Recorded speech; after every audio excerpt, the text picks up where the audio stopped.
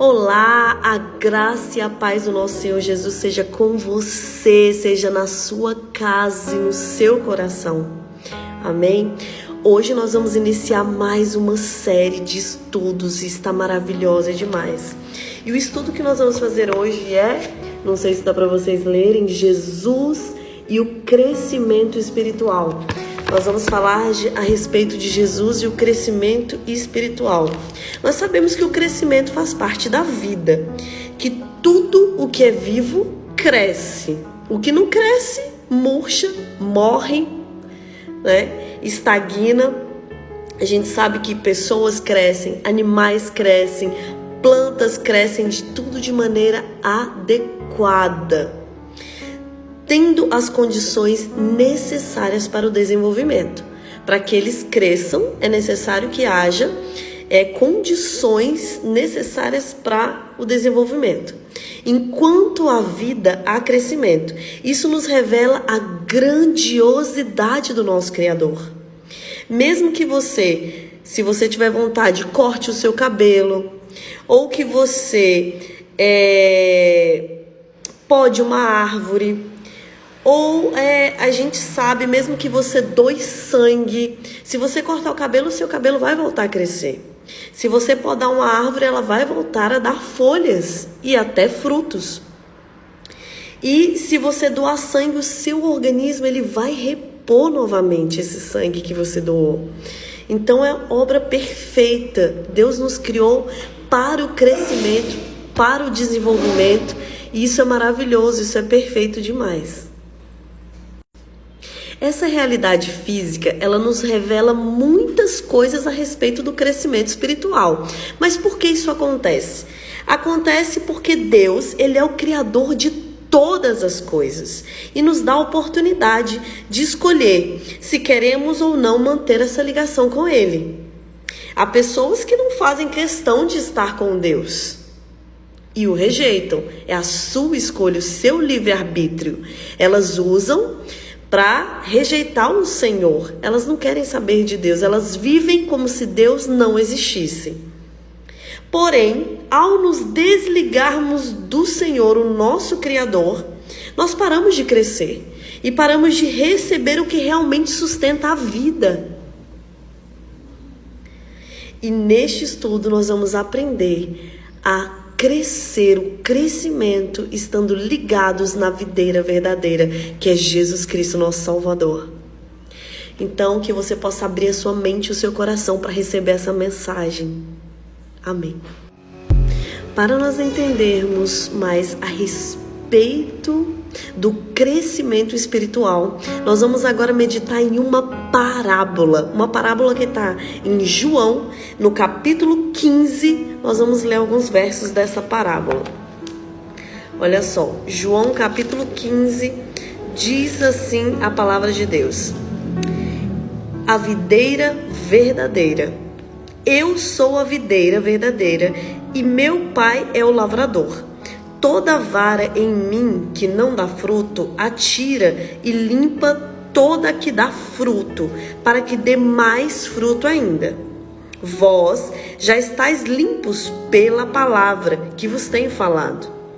Estai em mim e eu em vós. Como a vara de si mesmo não pode dar fruto, se não estiver na videira, assim também vós, se não estiverdes em mim. Eu sou a videira, vós as varas. Quem está em mim e eu nele, esse dá muito fruto, porque sem mim nada podeis fazer. Então essa parábola ela vai até o verso 14, mas nós vamos ler aqui até o verso 5. Vamos meditar um pouco nessa parábola. Aqui fala sobre a videira e os ramos. E Jesus ele compara que ele e o pai são a videira. Ele é a videira, o pai é o lavrador, aquele que cuida da videira. E nós somos os ramos. E se nós estivermos conectados na videira, nós vamos crescer e produzir frutos. Nós vamos florescer. E o que é hoje Como que nós nos conectamos para o crescimento espiritual? O Senhor deixou para nós a palavra dele, a palavra de Deus, a Bíblia Sagrada. Essa palavra, ela traz vida, ela traz conexão. Essa palavra aliada à oração são poderosas para que nós possamos crescer espiritualmente. Conectados com a Bíblia, para crescimento nós recebemos de Deus o alimento, a palavra de Deus que traz vida, que traz renovo, que traz transformação. E se nós nos desconectarmos dessa palavra, se nós tivermos a Bíblia, mas viver com ela fechada, nós não vamos crescer, não vamos florescer e muito menos frutificar. Nós vamos estagnar e vamos buscar os nossos próprios interesses e sair daquele que é o Pai, o nosso Criador, que dá o verdadeiro crescimento, que traz conhecimento e entendimento para as nossas vidas. Nós devemos estar conectados ao nosso Senhor. O processo de crescimento na graça e no conhecimento da verdade, ele pode ser comparado a um galho de uma árvore. Enquanto permanece nela, ele pode crescer e dar frutos. Do mesmo modo, não podemos esperar resultados sem permanecer em Cristo, sem permanecer no nosso Criador, no nosso Senhor. Todo fruto é resultado de milagre e quem opera o milagre é Jesus Cristo. Lembre-se de que o fruto é, a princípio, uma semente. Ele começa com uma sementinha, começa bem pequenininho. E como todo o resto está conectado, e essa pequena semente, só recapitulando aqui, essa pequena semente, ela se desenvolve e ela começa pela raiz e ela vai se firmando ali na base, se conectando, criando uma raiz, se fortifica e se estabelece, e a partir dali ela vai criando o restante, vai crescendo até que se dê frutos, porque todo o resto está conectado à raiz. Então o fruto é uma consequência, o fruto virá, ainda que demore um pouco. Isso é o processo. O crescimento espiritual também. Nós recebemos a palavra de Deus, ela pode vir a mim e a você, e nós vamos ver, vamos assimilar essa palavra. E essa palavra, ela é uma pequena sementinha que vai produzir no seu coração, e você vai permitir. Você vai permitir, se vai deixar essa palavra germinar dentro do seu coração, para que ela cresça e frutifique, e para isso você precisa se alimentar diariamente da palavra. Ou você vai permitir, não, eu não quero saber, vai rejeitar, eu conheci, eu ouvi falar, mas eu não quero me aprofundar nisso. Você tem o livre-arbítrio, mas você também não vai escolher as consequências da sua escolha. As consequências, elas virão. Se você rejeitar a palavra de Deus, você não vai crescer no conhecimento de Deus. Não vai. Você pode crescer em vários outros conhecimentos. Você pode se aperfeiçoar e ter um conhecimento na área financeira, um conhecimento na área contábil, um conhecimento na área, em várias áreas aí, engenharia. Então você tem várias áreas que você pode se especializar e ter um conhecimento. Mas o verdadeiro crescimento, o crescimento da vida, você só vai ter se você se conectar a Jesus. Se você não se conectar a Jesus, você não vai ter conhecimento de vida, conhecimento espiritual. Porque é Ele quem traz o conhecimento. E é isso que nós vamos estudar, ainda que demore, conectados nele. Que estratégias o inimigo de Deus usou e ainda usa para nos separar do nosso Criador? Vamos ler lá em João, no capítulo 8, verso 44. Vós tendes por pai ao diabo, e quereis satisfazer os desejos de vosso pai. Ele foi homicida desde o princípio, e não se firmou na verdade, porque não há verdade nele. Quando ele profere mentira, fala do que lhe é próprio, porque é mentiroso e pai da mentira. Então, uma das estratégias mais poderosas que o inimigo usa para nos afastar, para nos separar do nosso Criador, para nos impedir de crescer, é a mentira. Ele usa o engano e a mentira o tempo todo, assim como ele fez no Jardim do Éden, distorcendo a palavra de Deus, distorcendo, falando para Eva que eles não morreriam se comessem do fruto que Deus havia proibido. Assim ele continua mentindo e enganando, e se possível ele ainda usa até a palavra de Deus para nos enganar até os escolhidos do Senhor. E qual é a única maneira que nós temos de vencer Satanás? Qual é a única maneira? Existe uma maneira de vencê-lo. E essa maneira ela está descrita aqui em Apocalipse, no capítulo 12. Nós vamos ler aqui os versos, apenas o verso 11. Diz assim: e eles o venceram pelo sangue do Cordeiro e pela palavra do seu testemunho, e não amaram as suas vidas até a morte. Então foram 3 coisas aqui que o fizeram vencer. Eles o venceram pelo sangue do Cordeiro, o sangue de Jesus vertido na cruz do Calvário. Sabe aquele sangue lá que o Senhor venceu, passou por sofrimento, humilhação, passou por tudo aquilo, foi crucificado para que eu e você pudéssemos vencer as tentações, vencer o pecado, vencer aqui nessa terra todas as aflições e tribulações que vêm contra a gente. Porque todos os dias elas vêm. Mas pelo sangue, pelo poder de Jesus, nós venceremos com o poder dele. E qual foi a outra? Pela palavra do seu testemunho. Então nós vencemos pelo sangue do Cordeiro e pela palavra do seu testemunho. Então a palavra, o que testemunha de Jesus? Essa é a palavra. Essa palavra ela não fala de mim nem de você. Ela fala de Jesus, ela aponta para Jesus. Ela mostra o que Jesus fez, ela mostra que Jesus viria e ele veio. Ela mostra que Jesus morreria e ele morreu. Ela mostra que Jesus ressuscitaria e ele ressuscitou. Ela mostra que Jesus vai voltar e ele voltou. E por último, não amar as suas vidas até a... Só para finalizar a explicação do vídeo anterior, eu quero finalizar aqui com a resposta, porque no finalzinho não deu tempo de eu falar a terceira coisa.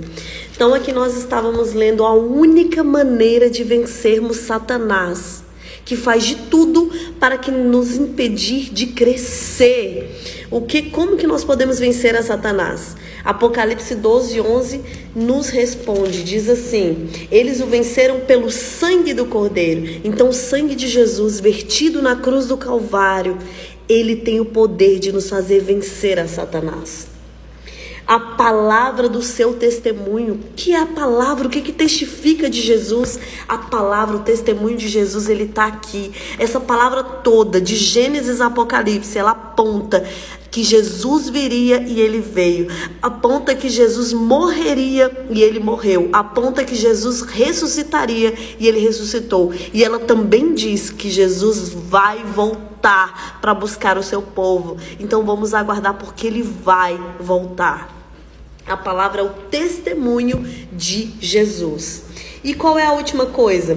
E não amaram as suas vidas até a morte. Então quem vence Satanás, ele nega a si mesmo, ele nega a sua vontade. Ele faz a vontade de Deus, porque ele sabe que a vontade de Deus, ela é boa, perfeita e agradável. Ela é melhor do que aquilo que nós sequer possamos imaginar. Jesus, quando ele estava ali no Getsêmani para ser crucificado, ele disse ao Pai: Senhor, Pai, se possível, passe de mim este cálice, contudo se faça a tua vontade. E ele se submeteu à vontade de Deus. Ele se submeteu à vontade de Deus. E nós também, a exemplo de Cristo, nós devemos nos submeter à vontade do nosso Criador, do nosso Senhor. E do que o sacrifício de Jesus nos libertou? Por que foi necessário o sacrifício de Cristo? De que ele nos libertou? Vamos ler em Colossenses, no capítulo 1. Nós vamos ler 2 versos aqui, o 13 e o 14. Diz assim: o qual nos tirou da potestade das trevas e nos transportou para o reino do Filho do seu amor, em quem temos a redenção pelo seu sangue, a saber, a remissão dos pecados. O Senhor Jesus pagou o preço pelo meu e pelo seu pecado. Nós somos livres pelo sangue de Jesus vertido na cruz do Calvário. Ele já pagou o preço pela nossa vida, pelo nosso pecado. Ele nos tirou do poder das trevas, sabe aquela escuridão, aquele engano, aquela falta de entendimento, aquilo tudo Jesus, ele apagou, ele nos trouxe para a luz, ele iluminou o nosso caminho para que nós pudéssemos ter entendimento, e a palavra dele que ilumina, que nos traz a verdade para que possamos trilhar um caminho de crescimento. E o que acontece com aqueles que estão em Cristo, com aqueles que aceitam, que se ligam na videira verdadeira, aqueles que se conectam com a palavra de Deus? O que acontece com eles? A palavra de Deus nos diz em 2 Coríntios, no capítulo 5, verso 17, um verso maravilhoso e renovador. Esse verso diz assim: mas assim, quem está em Cristo, nova criatura é. As coisas antigas se passaram, eis que tudo se fez novo. Sabe aquilo que você fez, aquelas atrocidades, aquele pecado que você cometia antes de você encontrar Cristo? Sabe aquele pecado horrível que você diz assim: quem sou eu para ir até Cristo? Eu não tenho coragem, eu tenho vergonha de tudo que eu passei, de tudo que eu sofri, tudo que eu vivi. Você não sabe a minha história. Como que eu vou atrás de Jesus? Eu não posso, eu sou muito pecador. Sabe, esses pecados tão graves e tão grandes, tão odiosos que você cometeu quando não conhecia Cristo? Pois é, ele diz que quem está em Cristo, nova criatura é. As coisas antigas, tudo isso, passaram, eis que tudo se fez novo. Você ganha de Deus a novidade de vida. Você ganha uma vida nova, um presente, um livro para você que vai ser escrito a partir de agora. Você que conhece a Cristo, você ganha a oportunidade de ter uma nova vida. Os seus pecados foram perdoados. Jesus pagou o preço dos seus pecados ali na cruz do Calvário. Ele perdoou os nossos pecados e nos deu uma oportunidade de ter uma vida nova na sua presença. Agora nós vamos falar de algo que eu amo, tão importante, mas tão importante, que eu gostaria que vocês gravassem no coração de vocês. Existe algo tão poderoso, uma arma tão poderosa na Bíblia, porque você pode pensar assim: nossa, mas eu caio tantas vezes, nossa, mas eu até já ouvi falar de Jesus, já até fiz uma visita na igreja, mas eu caio de novo, eu não tenho forças, eu não consigo. O que eu posso fazer para poder me proteger contra as hostes espirituais do mal? O que eu faço para não cair mais nas ciladas do diabo? Aí eu vou pedir para você abrir a sua Bíblia em algo tremendo e poderoso, algo que eu amo e uso todos os dias pela manhã quando eu acordo.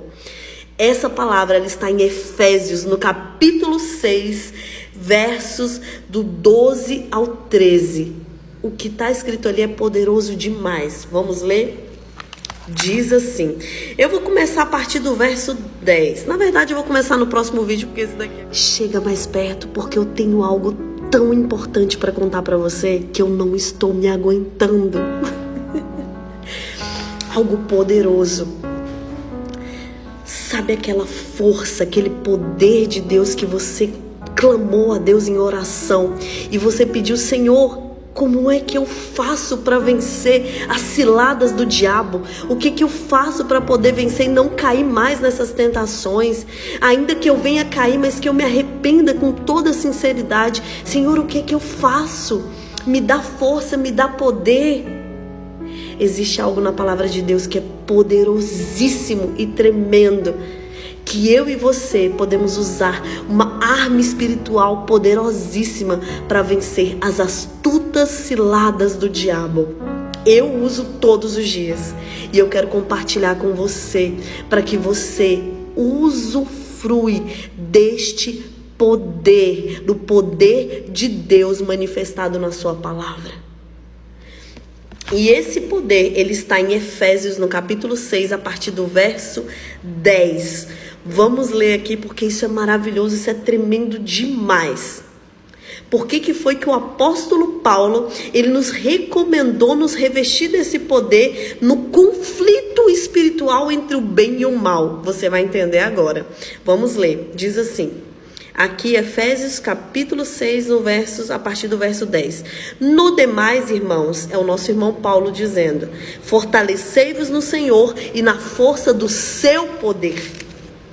Revesti-vos de toda a armadura de Deus, para que possais estar firmes contra as astutas ciladas do diabo.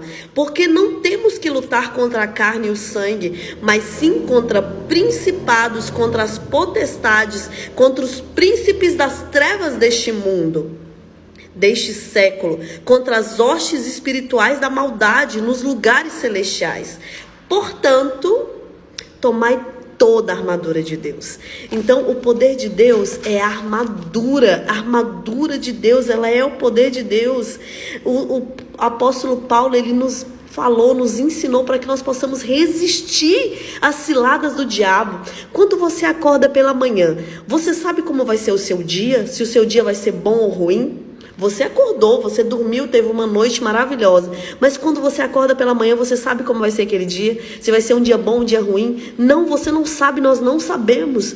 Mas quando nós nos revestimos do poder de Deus, da armadura de Deus, querida, não saia de casa sem se revestir da armadura de Deus, sem o poder de Deus, porque você não sabe como vai ser o seu dia. Então se revista da armadura de Deus. Se você não assistiu o vídeo anterior, eu peço para que você assista, porque lá eu revelei algo poderoso. E aqui nós vamos continuar esse vídeo, porque nós vamos entender as partes dessa arma poderosa que Deus deixou, que está descrita em Efésios 6, a partir do verso 10. É um poder, essa é uma arma espiritual que o Senhor deixou para todos aqueles que estudam a sua palavra. E o nosso irmão Paulo, ele compartilhou conosco. Vamos lá, vamos continuar para a gente entender aqui como é esse poder, assim, como é que eu me revisto desse poder de Deus para resistir às astutas ciladas do diabo. Eu vou ler de novo o verso 11.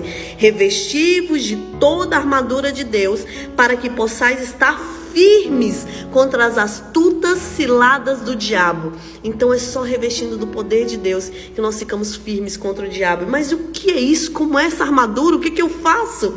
Vamos continuar lendo aqui o verso 13. Diz assim: portanto, tomai toda a armadura de Deus, para que possais resistir ao dia mau, e havendo feito tudo, ficar firmes. Algumas versões diz inabaláveis diante do Senhor.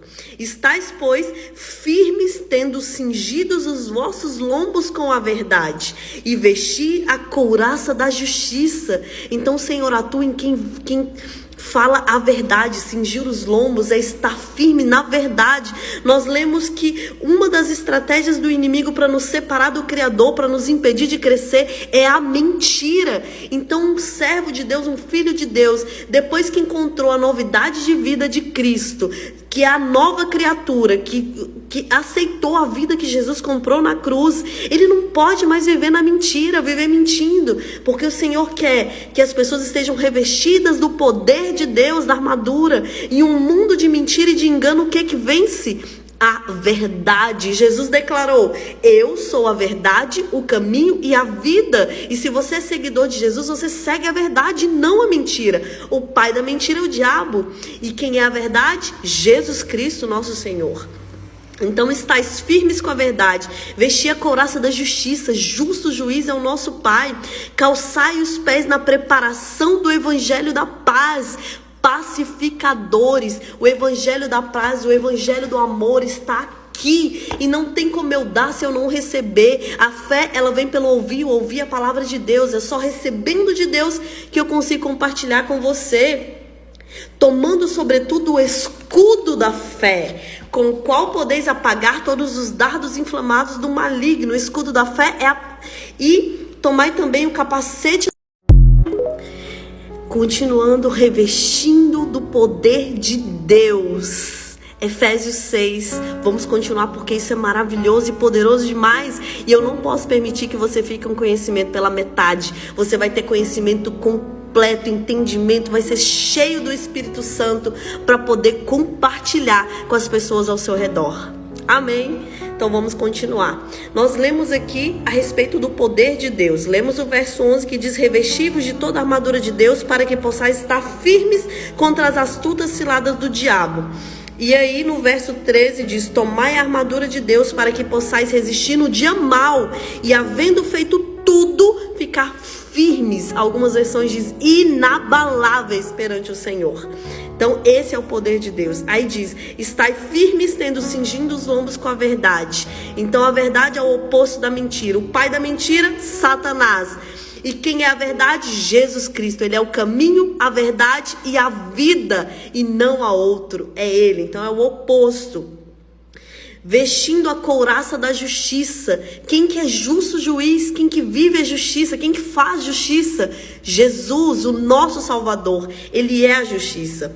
Calçai os pés na preparação do evangelho da paz. Nós somos pacificadores. E não aquelas pessoas que criam contendas por onde passam, que criam confusões. Não. Nós somos pacificadores. O evangelho da paz, o evangelho do amor, é esse que nós compartilhamos. Tomando sobretudo o escudo da fé. O que é o escudo da fé? O escudo, ele apaga todos os dardos inflamados do maligno. Então tome o escudo da fé. Tomai também o capacete da salvação. E a espada do Espírito. O que é a espada? A palavra de Deus. Essa é a espada do Espírito. Então tudo isso é a armadura de Deus. Ainda continua dizendo: orando em todo tempo com toda oração e súplica no Espírito, e vigiando nisto com toda perseverança e súplica por todos os santos. Então, revestido da armadura de Deus, aliado à leitura, você só vai ter esse entendimento se você meditar nessa palavra todos os dias e com muita oração. É isso que vai nos fazer vencer as astutas ciladas do inimigo. E quando tudo isso passar, permanecer firmes e inabaláveis na presença do nosso Deus.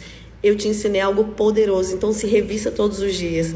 E qual é a maior evidência de que Deus transforma a vida e nos faz crescer em Cristo? Como nós sabemos que crescemos? Gálatas 5:22. O fruto do Espírito, aqui diz, é amor, gozo, paz, longanimidade, benignidade, bondade, fé, mansidão e temperança. Contra essas Qual é a maior evidência que nós temos que transforma a vida e nos faz crescer? Como é que eu sei se uma pessoa é seguidor de Cristo ou se ela não é? Gálatas 5, verso 22 vai dizer: mas o fruto do Espírito é amor, gozo, paz, longanimidade, benignidade, bondade, fé, mansidão, domínio próprio ou temperança, algumas versões dizem. Contra essas coisas não há lei. Um seguidor de Cristo, ele é diferenciado, ele anda em contramão do mundo. Ele cumpre o fruto do Espírito, porque não tem como você estar ligado na videira verdadeira, que é Jesus Cristo, e ter frutos diferentes do que ele é. Não tem como você estar ligado em Jesus e dar uns frutos diferentes, completamente diferentes daquilo que ele ensinou. Para você ser filho de Deus, você tem que viver como ele viveu, seguir o exemplo dele, andar como ele andou. Então aquilo onde você vivia totalmente errado, enganado, aquilo foi revelado. A luz de Cristo iluminou o seu caminho, trouxe entendimento à sua mente, te libertou da escravidão que você vivia, escravidão de pecado, e agora te deu uma nova vida. E essa nova vida vai frutificar através do Espírito Santo que habita em nós, para que o nome de Deus seja glorificado através da nossa vida, da minha vida e da sua vida. Amém? Então, as características notáveis de uma pessoa que cresce em Cristo é uma vida de estudo contínuo da palavra de Deus, é uma vida dedicada a Deus e ao seu próximo, é uma vida marcada pelo amor e pelo Espírito de Deus, pelo Espírito de reconciliação, uma vida que produz frutos espirituais. É a sua vida, é o seu testemunho que vai falar por você. Não adianta você dizer: ah, mas eu sou cristão, eu conheço a Cristo, eu sou isso. Não vai adiantar nada. As pessoas, elas vão ver o seu testemunho, às vezes sem nenhuma palavra, sem você dizer nada. As pessoas vão saber que você é cristão, que você faz parte, que você é filho de Deus. Eles vão saber que você não é deste mundo, que você é do reino celestial, pelo seu fruto, pelo seu testemunho, pela sua vida. Então, eu te convido, se até hoje você não conseguiu, e se você entende que você precisa desenvolver, que você precisa crescer no conhecimento de Deus, que você precisa permanecer ligado ali na videira verdadeira, para que você possa crescer, florescer e frutificar, eu te convido a orar, a entregar a sua vida a Jesus, para que Ele transforme a sua vida. Eu estarei orando por você. E coloque o seu pedido de oração e que Deus te abençoe em nome